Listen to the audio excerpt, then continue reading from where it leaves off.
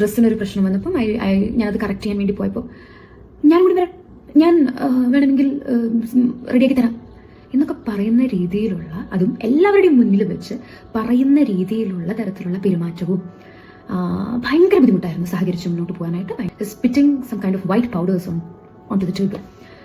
So ഭയങ്കര evident ആണ് ഇത് ഉപയോഗിക്കുന്നുണ്ടെന്നുള്ളത്, സിനിമ സെറ്റിൽ ഉപയോഗിക്കുന്നുണ്ടെന്നുള്ളത്. പേഴ്സണൽ ലൈഫിൽ ഉപയോഗിക്കാതിരിക്കുക, അതിൻ്റെ ദൂഷ്യഫലങ്ങൾ ഒക്കെ ഇറ്റ്സ് അനദർ പാർട്ട്. ഒരു നടൻ സിനിമാ സെറ്റിൽ വെച്ച് ലഹരി ഉപയോഗിച്ച് തന്നോടും സഹപ്രവർത്തകയോടും മോശമായി പെരുമാറിയെന്ന് നടി വിൻസി അലോഷ്യസ്. സോഷ്യൽ മീഡിയയിലൂടെയായിരുന്നു അവർ ഇക്കാര്യം പറഞ്ഞത്. ലഹരി ഉപയോഗിക്കുന്നു എന്ന് താൻ അറിഞ്ഞിട്ടുള്ള ആളുകൾക്കൊപ്പം ഇനി അഭിനയിക്കില്ല എന്ന പ്രസ്താവനയുമായി ബന്ധപ്പെട്ട് വിശദീകരിക്കുമ്പോഴാണ് നടി ഇക്കാര്യം പറഞ്ഞത്. അവരെ പോലുള്ളവർക്ക് സിനിമകളുണ്ട്, അവരെ വെച്ച് സിനിമകൾ ചെയ്യാൻ ആൾക്കാരുമുണ്ട്. സിനിമയില്ലെങ്കിൽ സിനിമയില്ല എന്ന് പറയാനുള്ള മനോധൈര്യവും മനക്കട്ടിയുമുള്ള വ്യക്തിയാണ് താനെന്നും വിൻസി പറയും. ഞാനൊരു സിനിമയുടെ ഭാഗമായപ്പോൾ ആ സിനിമയിലെ പ്രധാന താരത്തിൽ നിന്ന് നേരിടേണ്ടി വന്ന അനുഭവമാണ് ആ പ്രസ്താവനക്ക് കാരണം. അയാൾ ലഹരി ഉപയോഗിച്ച് മോശമായ രീതിയിൽ പറഞ്ഞാലും മനസ്സിലാവാത്ത രീതിയിൽ എന്നോടും സഹപ്രവർത്തകയോടും പെരുമാറി.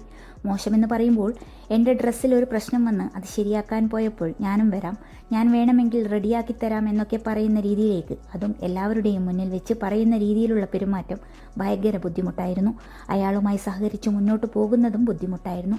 വേറൊരു സംഭവം പറയുകയാണെങ്കിൽ, ഒരു സീൻ പ്രാക്ടീസ് ചെയ്യുന്നതിനിടയിൽ ഈ നടൻ വെളുത്ത നിറത്തിലുള്ള പൊടി തുപ്പുകയാണ്. സിനിമാ സെറ്റിൽ ഇത് ഉപയോഗിക്കുന്നുണ്ടെന്നത് വളരെ വ്യക്തമാണ്. അതിൻ്റെ ദൂഷ്യഫലങ്ങളൊക്കെ മറ്റു വശങ്ങളാണ്. സിനിമാ സെറ്റിൽ ലഹരി ഉപയോഗിച്ച് അതൊരു ശല്യമായി മാറുമ്പോൾ അവർക്കൊപ്പം ജോലി ചെയ്യുന്നത് അത്ര സുഖമല്ല. എനിക്ക് അങ്ങനെ ജോലി ചെയ്യാൻ താല്പര്യവുമില്ല.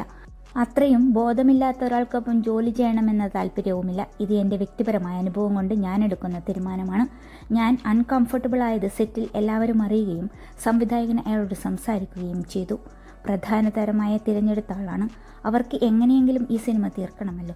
ആ ഒരു നിസ്സഹായാവസ്ഥയും ഞാൻ കണ്ടിട്ടുണ്ട്. പ്ലീസ് എന്നെല്ലാവരും പറഞ്ഞ് എന്നെ കംഫർട്ടാക്കിയതായിരുന്നു.